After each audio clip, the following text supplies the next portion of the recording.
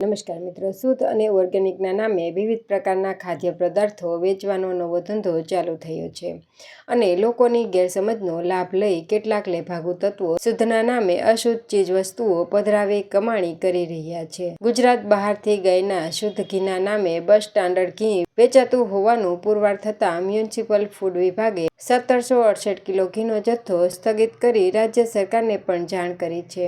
Municipal food વિભાગનો હવાલો સંભાળતા incharge additional health officer doctor Tejas શાહે જણાવ્યું હતું કે ફૂડ વિભાગની ટીમોએ કાલુપુર ઘી બજારમાંથી જનકભાઈ મોદી નામના વેપારીને ત્યાંથી શુદ્ધ ગાયકા દેશી ઘી અને અગ્નિ બ્રાન્ડનો નમૂનો લઈ પબ્લિક હેલ્થ લેબોરેટરીમાં તપાસ માટે મોકલ્યો હતો।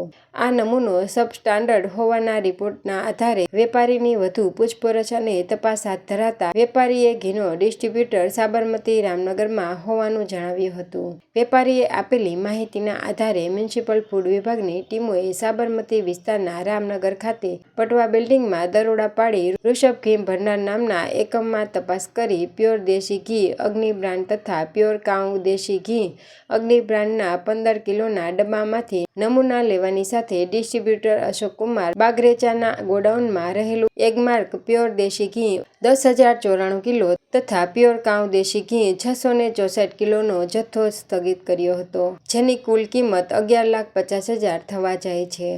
આ કાર્યવાહીની સાથે મ્યુનિસિપલ ફૂડ વિભાગે રાજ્ય સરકારના ફૂડ એન્ડ ડ્રગ્સ કંટ્રોલ વિભાગને તેમજ જે રાજ્યમાં આ સબસ્ટાન્ડર્ડ ઘીનું ઉત્પાદન થઈ રહ્યું છે તે રાજ્યના ડેઝિગ્નેટેડ ઓફિસરને ઈમેલથી ઘીનો રિપોર્ટ અને જથ્થો સ્થગિત કરાયો છે તેની વગેરે જાણકારી મોકલી ઘી બનાવતી કંપની સામે પગલાં લેવા જણાવ્યું છે।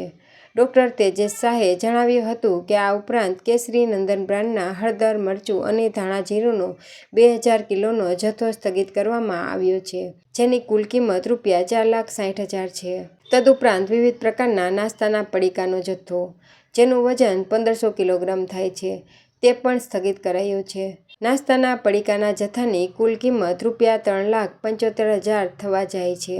તેમણે વધુ માહિતી આપતા કહ્યું કે ચાલુ મહિના દરમિયાન જે નમૂનાના રિપોર્ટ આવી ગયા છે તે પૈકી 3 નમૂના અનસેફ અને 18 નમૂના સબસ્ટાન્ડર્ડ જાહેર થયા છે। તેના વેપારી સામે ફૂડ સેફ્ટી એક્ટ અંતર્ગત કાર્યવાહી કરવામાં આવશે। દરમિયાન ફૂડ વિભાગની ટીમોએ જુદા જુદા વિસ્તારોમાંથી વિવિધ પ્રકારના ખાદ્ય પદાર્થના 783 નમૂના લઈ લેબોરેટરીમાં ચેકિંગ માટે મોકલી આપ્યા છે, તેમજ 2600 કિલો બિન આરોગ્યપ્રદ ખાદ્ય પદાર્થનો નાશ કરાવીને 511 વેપારીને નોટિસ ફટકારી ₹8,40,000નો વહીવટી ચાર્જ વસૂલ કર્યો છે।